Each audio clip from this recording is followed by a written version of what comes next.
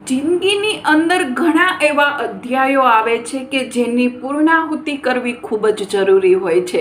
ક્યારેક આપણને એ અધ્યાય સમજાતો નથી હોતો કે ક્યારેક આપણે સમજવાની પણ કોશિશ નથી કરી હોતી, અને છતાં પણ એ અધ્યાયની અંદર આપણે ઉલઝેલા જ રહીએ છીએ, એમાં ને એમાં અટવાયેલા રહીએ છીએ કે કાશ આ અધ્યાય આપણને સમજાઈ જાય. પરંતુ ક્યારેક સામેવાળી વ્યક્તિ પણ આ અધ્યાયને સમજવા નથી માંગતી કે એમને વાંચવા સુદ્ધા પણ નથી માંગતી. એટલા માટે જ કહું છું, સામેવાળી વ્યક્તિને સમજાવવાને બદલે, એને વચાવવાને બદલે કે ખુદ સમજવાને બદલે એ અધ્યાયની પૂર્ણાહુતિ કરી દો અને એક નવો અધ્યાય ચાલુ કરો.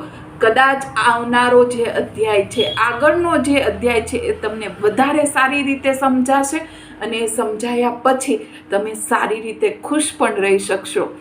કોમલની વાતો કોમલ સાથે.